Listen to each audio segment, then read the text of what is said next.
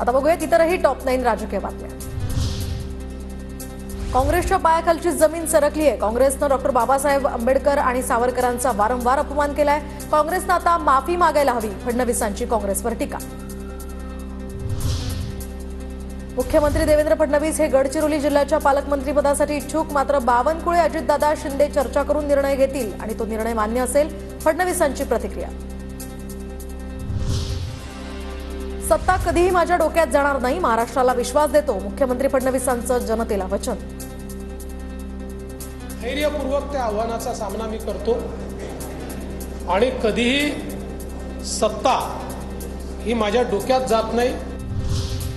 केंद्राच्या मदतीने महाराष्ट्राचा विकास करणार, मिळालेल्या संधीचं सोनं करणार, विदर्भामध्ये औद्योगिक इकोसिस्टीम उभारणार असल्याची सुद्धा देवेंद्र फडणवीसांची माहिती। आता खरी मजा आहे हिशेब चुकता करायची, आरक्षणाचा प्रश्न दुसऱ्यांवर ढकलणारे फडणवीस आता मराठा आरक्षण देतात का हे कळेल, जरांगेंचं वक्तव्य।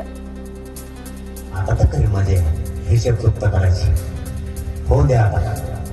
पहिल्यांदा दुसऱ्यावर ढकलत होता ना, मी विरोध करत नाही, मी द्या म्हणतो, आता कळून देतो का नाही।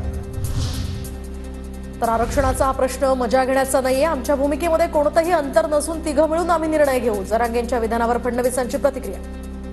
पहिली गोष्ट तर हा मजा घेण्याचा प्रश्न नाहीच आहे, याच्यावर मजा काय आली पाहिजे हा जनतेच्या जिव्हाळ्याचा प्रश्न आहे।